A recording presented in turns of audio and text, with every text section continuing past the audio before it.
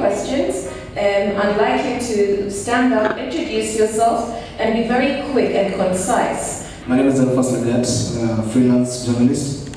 In regard to what David you said, that economic decisions sometimes overweigh editorial decisions. So perhaps you have this reporter who wants to really stick by the public interest matter, and telling the story in an objective manner. But then when you get the facts and you interrogate them and you interpret and you give an analysis and present it before the editorial meeting, and then perhaps it's a story that is affecting one of the advertisers. So what are your thoughts on that? I'm going to use a scenario from Uganda, and I just want to hear your views about that. Yesterday, I'm sure most of you watched news and you saw what happened in our parliament. Today it was bigger and better. And early in the morning, the Uganda Communications Commission issued a warning and say that no media house should carry out any live event. And indeed, in the afternoon when everything went down in Parliament, there was no live coverage. And for the audience, they felt they were being left out. And some of them, some of you have mentioned, they felt that the media has been captured. How does the media come back to that? How do they redeem their face? You are, of course, from South Sudan. I'm glad to listen to most of veteran journalists and with experience. My question goes, if I mispronounce the names, then forgive me. To veteran journalist, Mashira. You mentioned Mashira. The August election has created mistrust between media, or journalists in particular, and the IEBC, and even the regional and international observers, by putting media as a scapegoat.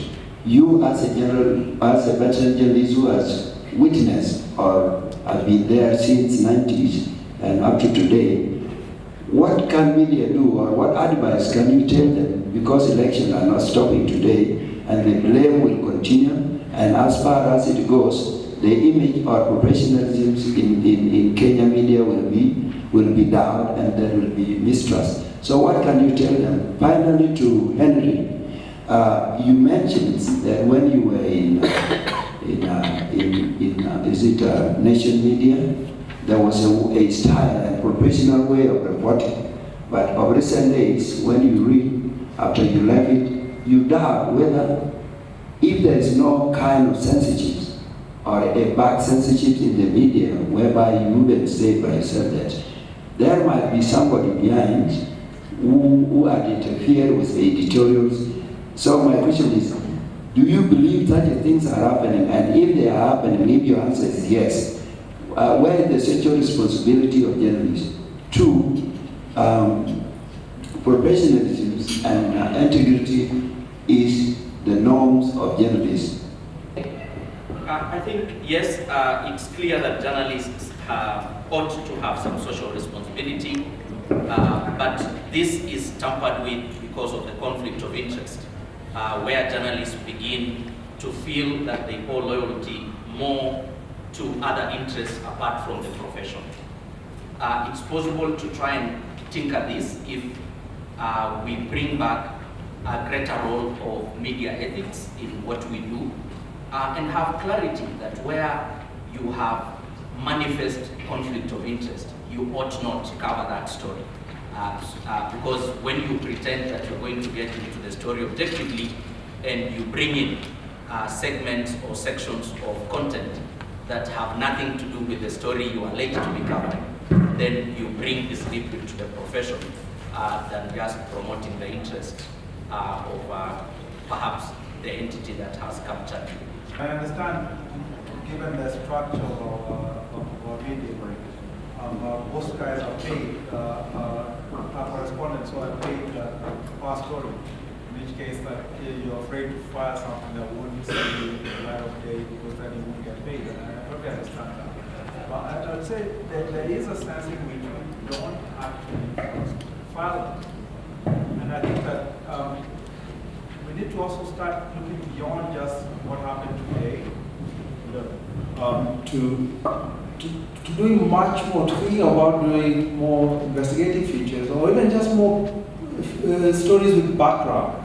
Because I think there is a real need and hunger by people to actually try and understand what's going on, and that's not really fulfilled. I think also the question does raise the issue of the other attendant responsibilities that the media houses have, essentially protect the editorial department from the exigencies of advertising. And I think we've had a situation where the media does not actually appreciate enough that it's public duty and it's public role.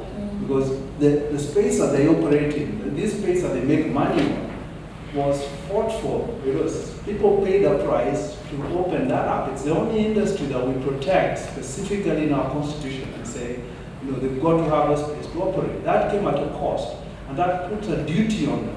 And I think for as long as there is both editors or media owners who I think are really at fault here, don't appreciate that burden.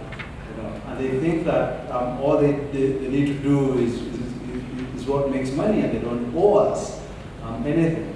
I think that's a really, really huge failure. One last thing I'd say.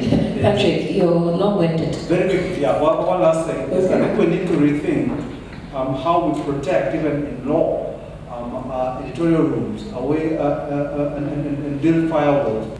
Thank you. The first step is admitting that we have failed and being open and candid about it. And I think that's the discussion that we are having, and we're continuing to have with various stakeholder groups of where we went wrong.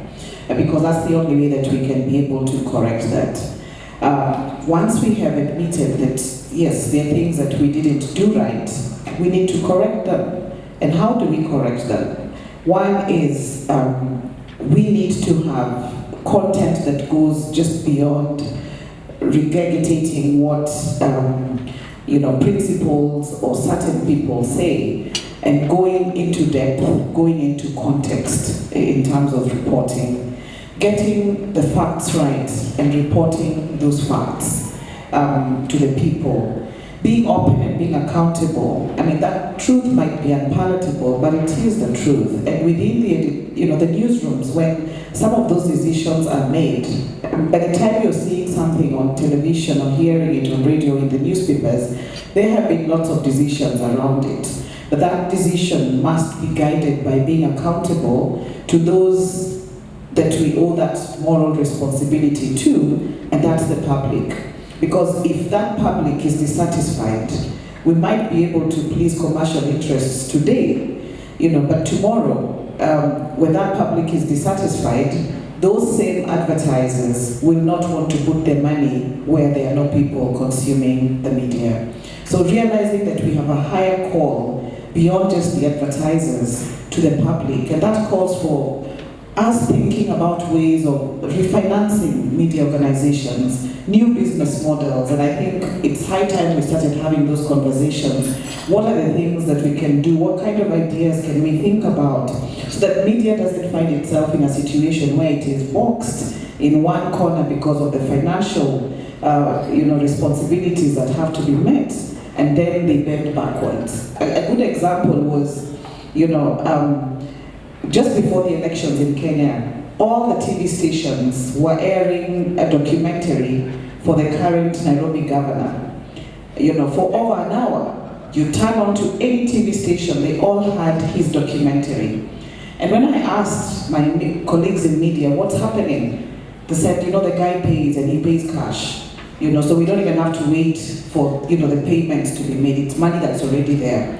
So with that, then you see them bending backwards because at the expense of content, that should have informed various issues. Okay. So, yeah. Let me start with the advertising bit first. Obviously, there is a lot of pressure on media, especially now, both from government and from corporates who will demand to be treated in certain ways.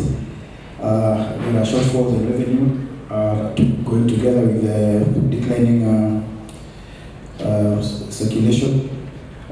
the people in the suits are getting worried. But I always say the only way the media, we as the media, can continue standing strong and firm is if we resist those pressures. They will always be there. They did not start with Uhuru, or they did not start with Safaricom. They will always be there. But Uhuru will come and go. Raila will come and go. Moi came and went. For us, our audience is not the government and it is not Safaricom. It is the reader and the viewer.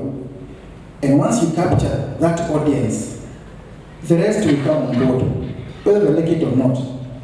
Because the advertisers are looking for a platform. They'll go for one in circulation. They may not like you, but when they want that reach, they will come to you. How do you get that? By doing the best job you can as journalists, editorial independence, and of course all the skills that go with it. But when we also look at the model of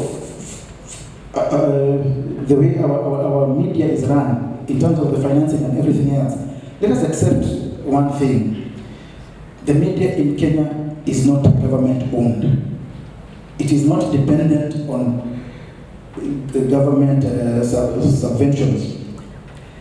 Another thing is that the media in Kenya is not dependent on donor money. So it is very easy for someone out there who's depending on donor money to come out very critical that you're depending on advertisers. Yes, you're depending on advertisers. And you are not depending like they are on donor money, so they can always sit on some high platform and castigate everything you are trying to do. For us, it is about striking that balance. You do need the Safaricom and the breweries and everybody else of this world. There is no other source of revenue. Certainly not donors. Those who depend on donors do not live more than a 2-year cycle because the donors sooner or later pull out. We cannot run away from that fact. Then there is the issue of mistrust. Yes, certainly the elections brought a lot of mistrust all around. And you mentioned the IBC and observers and everybody else. I need to focus specifically on the media. And I always say that will happen all the time. That will happen all the time. We are in a situation in this country where there is so much polarization that whatever you do, you will be criticized. There will be one side happy, one side annoyed. And what I have noticed is that often the most strident voices are not faulting you on lack of professionalism or something you actually did wrong. They are faulting you because you did not see their point of argument based on their own political leanings or preferences. I don't think the Kenyan media is as hopeless and useless as is being made out. Yes, it has its problems, serious problems, and it is facing so many challenges, both in terms of editorial qualities and in terms of everything else, and also the changing media landscape. There's no doubt about that. There's a lot of pressure from government, from corporates. There's a lot of pressure from the changing media landscapes in terms of the shift to digital. There's lots of pressure even in terms of the quality of people we are seeing now in the newsrooms. When I went to Nation in April, I was shocked that we had a very young newsroom. But the problem for people was not the age. But you have people who are specialized in a certain field and do not think outside that field. Therefore, a fellow is a newsroom, he's a journalist, he has no clue that Kibaki used to be in Kano. His memory starts when he joined the Nation, when he came into journalism. He has never read history, he has never read civics, he has no background of anything other than go and do this assignment, and it starts from there. We have people who don't read, who don't research, and I would challenge Dr. Booker there. Hence the question. But also, I would challenge ourselves as editors. What do we do bring these people up to speed. Today, if you look at the best journalists in the nation, the best young journalists in the nation, all of them came up through what was called the training program. There was the media lab.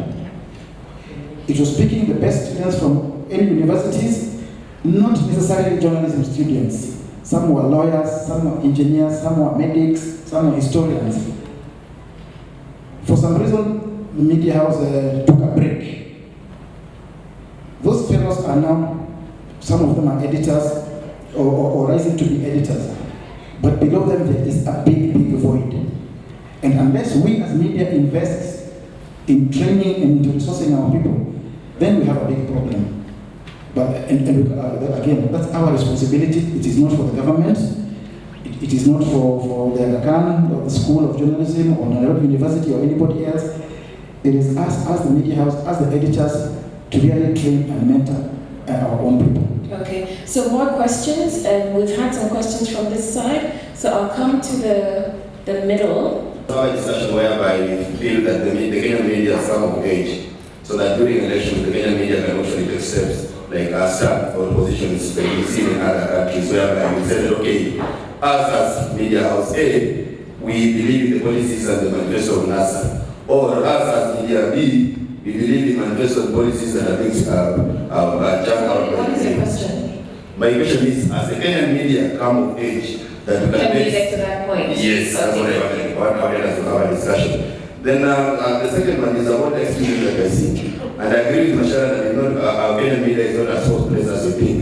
Because we have editors and veteran editors in newsrooms. So if a headline is wrong, is that the problem of a reporter who brought the story? I don't think so. I think we need to put the blame where it should be. Then the last one, why can we also talk about the environment we are operating in? Because we are operating under a very difficult environment where there are so many laws that are regulating the media. How can we deal with that so that we have a better law, even if it is one that actually is going to deal with the issues that are regulating the media? Thank you. Okay. When it comes to planning for journalism, how do we, and Ndugu Masharia, maybe you can help us here, when you are planning, how do you put in the idea of evading embedded journalism? Because why would a journalist get onto a plane that belongs to a presidential candidate or governmental candidate who is seeking a governor's office or something like that? So how do you do that? Because the Royal Media has tried. The second question. The second question is, where is immediacy in terms of reporting when you are supervising these journalists right from the newsroom? Because if an RO or returning officer denies a journalist information, why can't that journalist just go over there right away and say, here I am, I'm in station X, I've been denied information? We need to get these kind of things before. Okay, thank you. Because I feel like we are going live on everything, and sometimes people can say things that can tear our country. Just before elections, signing the election guidelines, signing guidelines on election reporting. I think this is one of those evaluations that we need to look at how these guidelines have been utilized over the coverage of elections. But the second one, which is my concern, is what I would refer to as extra journalistic influences on editorial coverage. And specifically, I know that the two campaigns have specific narratives they want to push through the media houses. And somehow, you find these narratives are actually the ones that are guiding how we interpret specific events like the ruling, or the Supreme Court ruling, or even the results, election results. And you know that there are specific narratives because that is what the bloggers are saying, the influence people within the parties are saying, and we find that this is what guides how we understand or interpret news.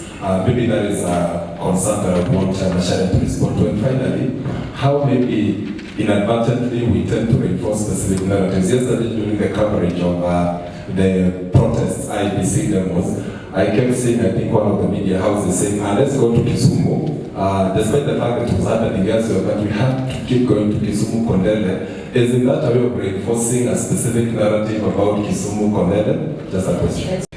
I was paying attention to his presentation earlier. when I watched the tallying of results, when the country was watching results coming on the IEBC server, everybody was waiting for IEBC to give us reports, and I was thinking, what the heck are journalists doing? Are they failing on their job? I'm glad to hear from Nigeria that the journalists actually make preparations to have their own reports from constituency tallying centers. What I'm shocked to learn about is that something went wrong. I have two questions. Nigeria, in your opinion, what went wrong? And number two, the people you hired to do the job clearly didn't do their job. You should get your money back. But what can you do in the future to make it better, to make sure that this really happens? I'm a journalist. I just had a few comments, not really comments, but I just wanted to put it out there that I think one of the things we need to do as media is to acknowledge that things have changed. Omoyo, when we were covering Mutuf, there was no internet. So if you wanted to get Moshene, you just had to go to the radio, or the TV, or the newspaper. And invariably it was the newspaper that was trying to tell you what is actually going on in Kenya. Because you couldn't get it from your TV because it was only KBC. And if it was radio, it was only one radio station. So I think things have changed. And because they've changed, we also need to accept that reality today. Going forward as media houses, legacy media is under threat. Yes, we've all admitted that the business model we've been using is totally faulty. And I'm sorry, Macharia, we need to think of how we're going to get new readers for our newspapers, get new audiences for our TV. Because today, with the technology that is available, people have to, or can actually get their information elsewhere. What is the one thing that legacy media, me, you, what is the one thing that the rest of them on social media cannot do? They cannot be credible. Okay. We need to get ahead of the social media, not because of breaking news, but using that technology and sticking to what we want to be our business, our conscience, our ability to tell the stories and contextualize it. I'm interrupting you, Catherine. I am very sorry. I just feel very strongly about this because I think we all do. I think the whole idea about not depending on advertising, that we are being captured because of that. So we need to be a bit more open-minded. Okay. In light of the current political polarization, and if you look at it, the underlying factor get to the question, please. is ethnicity and discrimination. Is ethnicity something that the Kenyan media can pick up and can we try to tackle it? Because it's something that goes on, no one talks about it, yet we feel under threat right now as Kenyans that things will go on. I am Sirajur Rahman Abdullahi from Coast. I am investigative journalist. Mainstream media, especially Nation Media Group and Standard, used untrained journalists to cover election. Yes. My question is, why did they use untrained journalists? Whereas we have a lot of people who have been trained journalists who are out there jobless. That is my question. Thank you very much. But now I'll allow the panelists to answer the questions, and some of them overlap. And so I will give you, Macharia, the final word. Henry, since you brought up the issue of novice journalists, help us understand why, when it comes to elections, that those are the journalists of choice for coverage. The starting point is to understand that there is a difference in conceptualization. When I made reference to novice journalists and untrained journalists, that novices are people who have journalistic skills, but they have no history, they have no understanding of what makes Kenyan elections different. You know, they've been taught this is what you got to look for. But Kenyan elections, for you to be able to cover them, you need some background, you need some history to these processes. Straight people from the university have an understanding on how to do journalistic work, but without proper background, they will not hack it.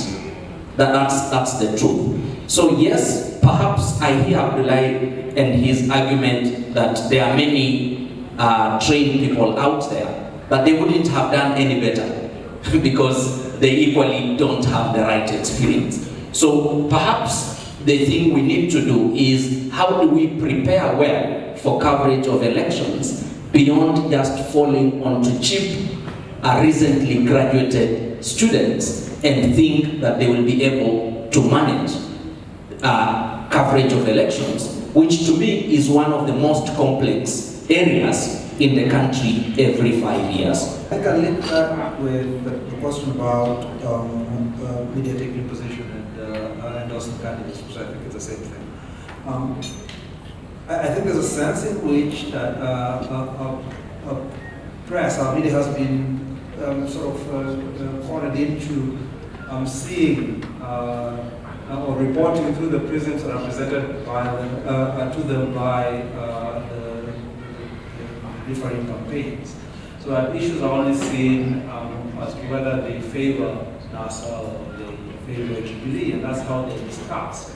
And it's not really their essence that is that comes out. So I would agree that there is that capture that's happened. And I think lots of people like us kind of on TV screens and stuff do perpetuate a lot of this. I mean, I was struck in the analysts, quote unquote, who are called on to media the whole of last week. It was always so and so from NASA, so and so from Jubilee. That happens. Which then leads me to when we say that media should endorse candidates, or we think that is a sign of maturity.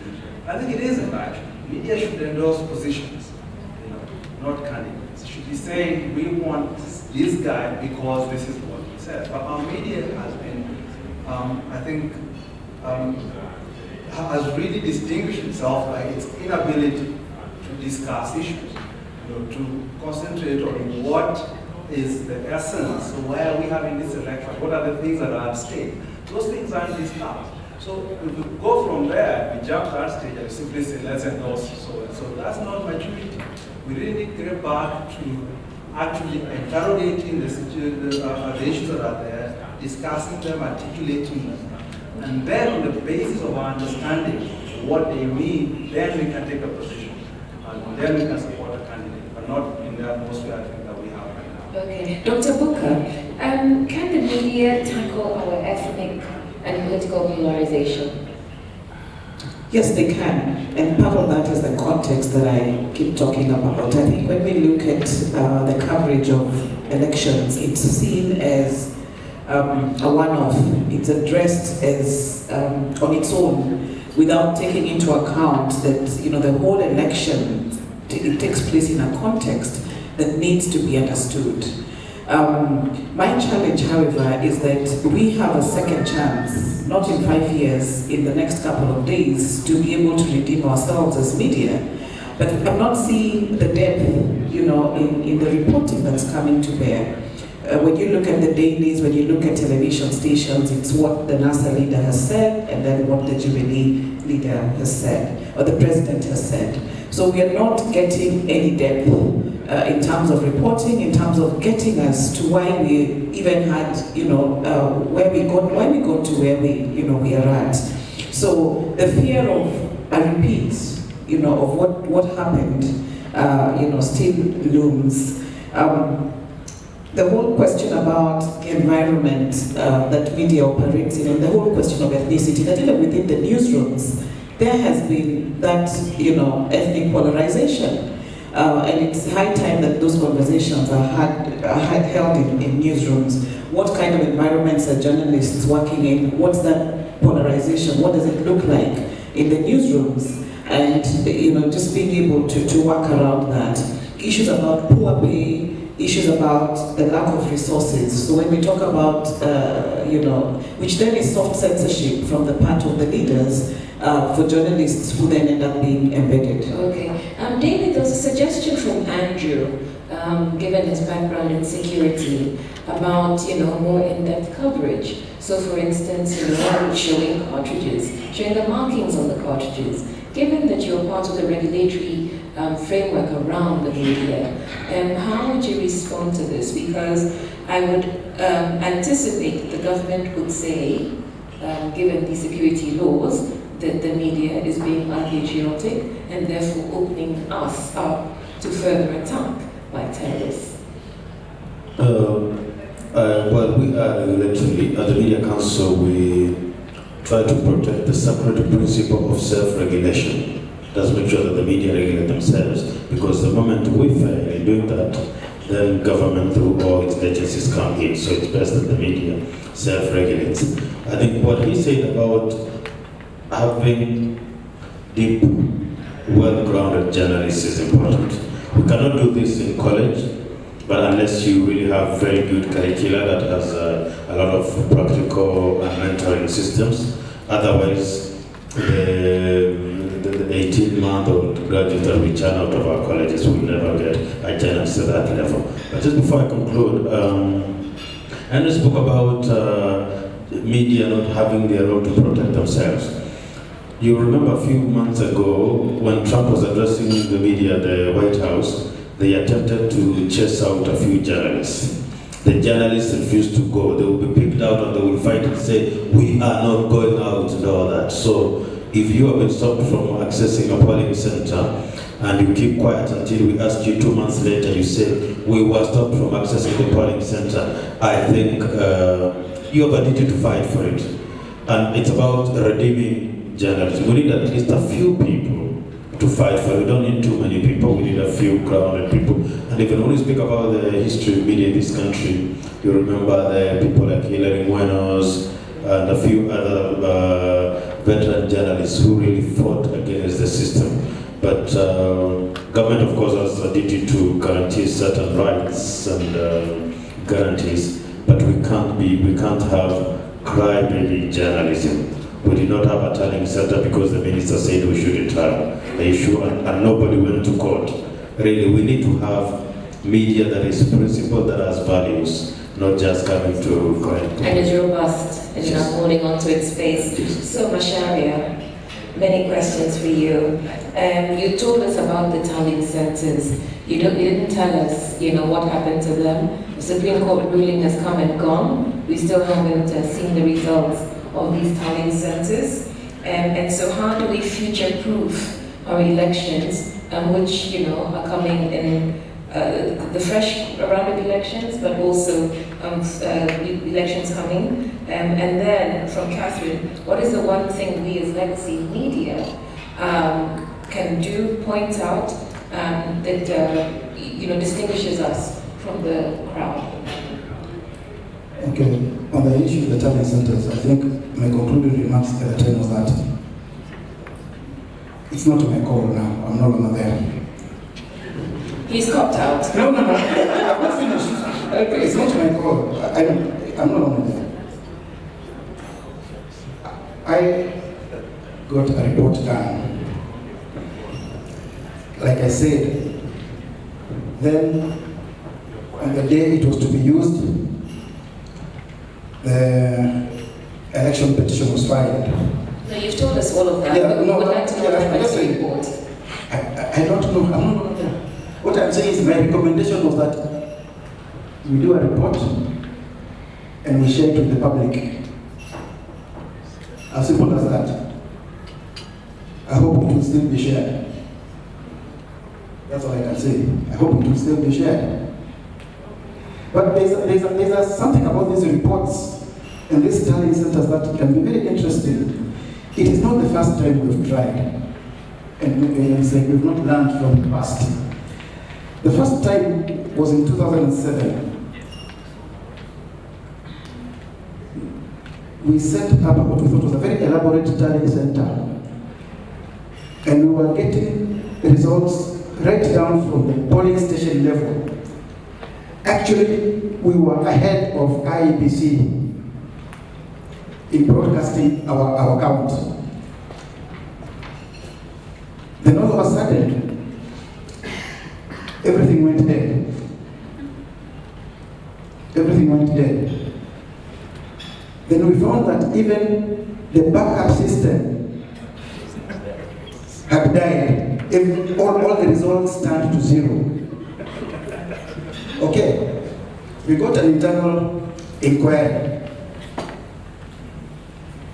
And the conclusion, at least what we were told, was that it was at some error in the configuration and so on and so forth. What I later learned is that it was not just the Nation Tallying Center that went down. At exactly the same time, Royal Media and Standard Group. What does that tell us? It was actually some external interference involving some people internally. In 2013, we set up a tallying center. Now, we had largely the kind of problem we had this time, that our results are coming in so slowly, that they become meaningless because we have these numbers from IEBC which are so much more up to date. But there was also a problem which we never resolved. At a time when we decide, whatever the case, let us keep our numbers coming, even if not for immediate projection, but for them to be in the system in case we need to refer to them later. We found that 3/4 of the people we are trying to call back to give us the results have switched off their phones. And we wanted to have them enriched. But we're the ones who had supplied those phones, by the way. So crazy things happen. This time around, at least we managed to get quite a number of responses. And that is why I hope that at least even with the limited numbers we have, we will be able to display something at some point and also explain to the public, this is what we tried to do, this is what we got, and this is where we failed, or this is where we succeeded. As for what is going to happen in the next month or so, what is being planned, I am not aware. I'm not there. Damage to violence, hate speech, and of course there is libel and all those things. We are conscious of that, but we always debate within ourselves. When do we cover and when do we not cover? From 2007, we had a lot of soul searching within various groupings, within Metro Media Group and Standard and all the other media houses, within groups such as KUJ, Kenya Correspondents, as well as Kenya Media Owners Association, Editors Guild, and all that.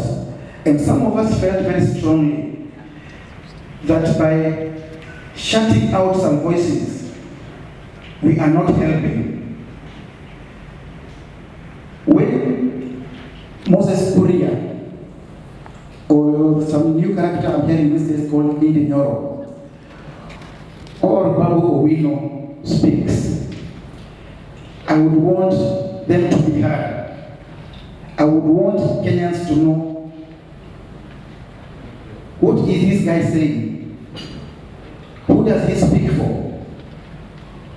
Does he represent the views of Uhuru or Raila or whoever he claims to speak for? If he is going to be arrested and charged with hate speech, I'd like my readers to know, what has he said that is objectionable? My view is that when we shut them out, we actually conspire to cover up for them. When a politician goes out there and says, all people whose names start with O, or all people whose names start with M, should leave this village, we should cover him so that we expose him. When we don't cover him, the message he sent in that village and the threats he sent in that village have still got home to the intended audience. For me, it is as simple as that. Eric talked about taking a stand. It has always been my view that we will show our maturity when we as a nation or Standard or Royal Media or the Elephant or anybody else can say we endorse Uhuru Kenyatta or we endorse Raila Odinga or Abdul Diba or anybody else. The problem is that in our polarized situation, it becomes very difficult. If today Royal Media says they endorse Kenyatta, what will be the reaction? These are Kikuyus, simple, full stop. There will be no other debate. You're doing it because you're a Kikuyu. And that will happen whoever you endorse. Somebody will find a reason. Somebody was accusing nation of supporting the Kibaki government, for instance, and made a long list of all the Kikuyu journalists at Nation, and very deliberately left out the editors, the managing editors, and other journalists who were not Kikuyu. And that list was all over. That will happen. So it will take time. Hopefully we will mature and we will be able to get there. But before we get there, we can endorse positions. Not parties, not individuals, but positions. The 2010 referendum provides a classic example. That campaign was as polarized as our politics. At the Nation, I was there then, we endorsed the new constitution. And we knew we would take a lot of flack for it because the country was divided in half.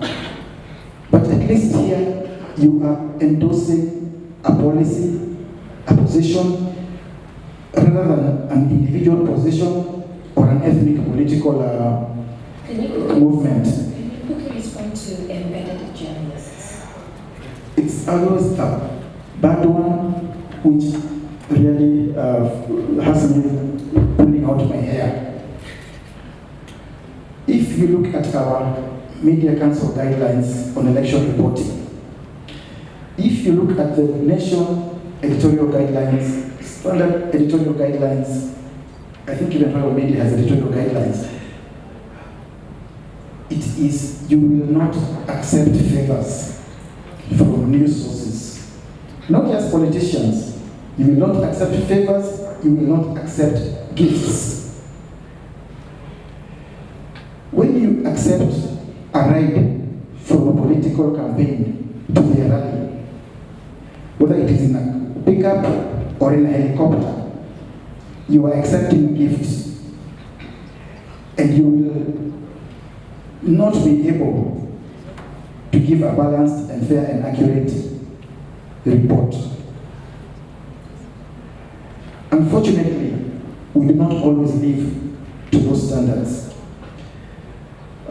Even before I went back to Nation for the election period, I had been conducting some media training all over the place for elections.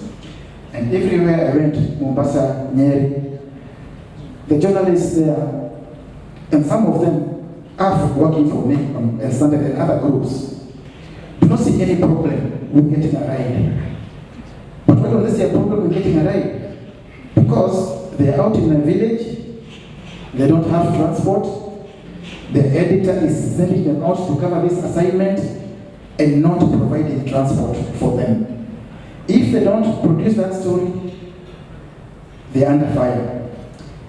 They're basically left to their own devices. That's a big problem, and I think it is us as editors and media managers who are to blame. I always say, if I must send a reporter somewhere, I must provide them with transport. Thank you. Anything else? There was a question about future proofing. Given, you described 3 elections and the sabotage, internal or external, of your tallying centers. So how do we avoid this problem going forward? And Catherine had asked a question about it wasn't a question? Okay, fine, excellent. So just that, future proofing. Given the pattern of behavior around tallying centers and in media houses. I wish I had an answer to that. What we do know is that there will always be some external influence trying to take control. And it is our responsibility to set up the safeguards against all interference as we have witnessed in the past. And the thing is that these external influences are so strong. We were told by NASA that they have the most sophisticated talent center with servers everywhere, including the clouds. To date, they have not given us a single number of their own. Not a single one. Because it was destroyed. I don't know. They have not told us. In 2007, it was the same situation. God, whatever it was called, then told us they had a talent center. No, at least they had the Form 6. Those days it was not 34B. Those days it was Form 16A from the polling station.